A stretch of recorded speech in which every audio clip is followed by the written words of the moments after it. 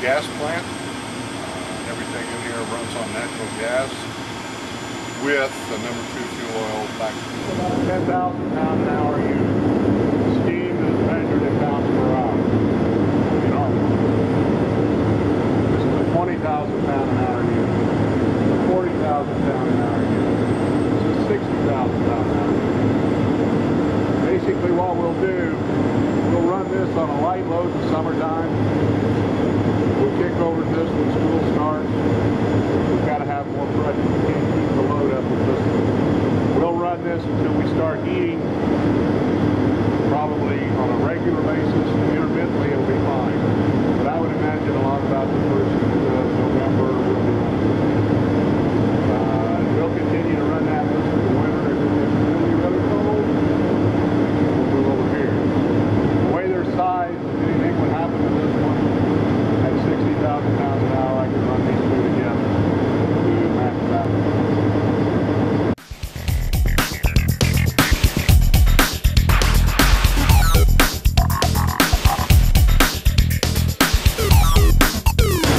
Heat will make it rise or turn like that. Steam's driven off the top, and then it goes out. All the steam takes out, goes through the top, comes down through the pipes on the sides. It goes through pressure regulators then that will reduce the pressure from 100 pounds we've got on this boiler down to 30, 35 pounds that we send out on the campus.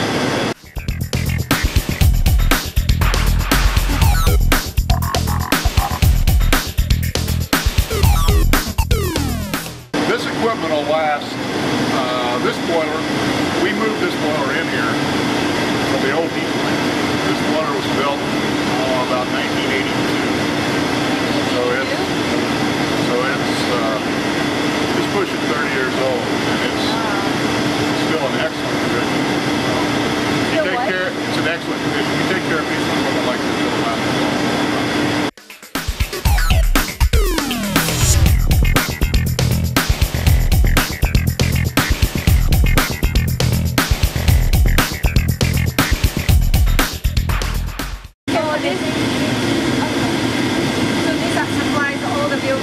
Right. Okay. All the buildings on campus? Basically, yeah. All the main core buildings. Yeah. I mean, everything all the way down to Longman Hall, all the way over to Emerson, all the way over to the Anderson Street,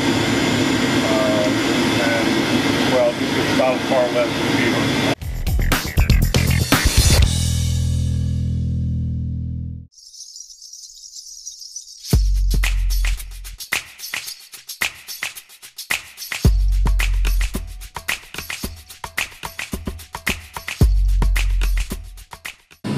This is a chilled water plant. It also is a thermal storage plant. These modules, these boxes that are sitting here, are full of ice. Okay?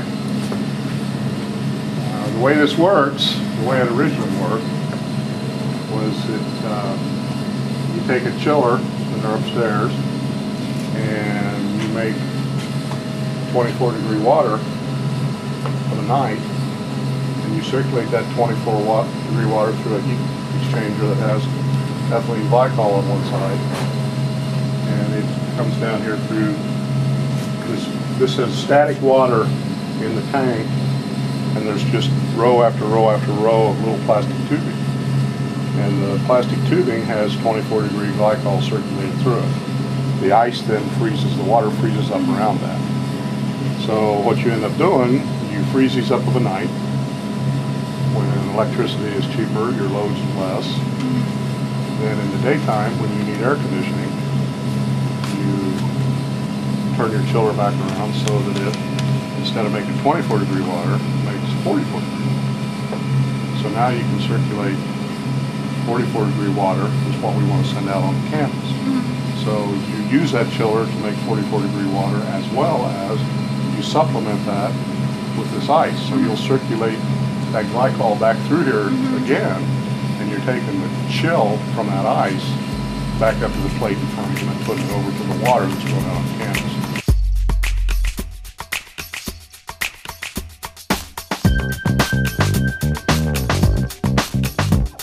This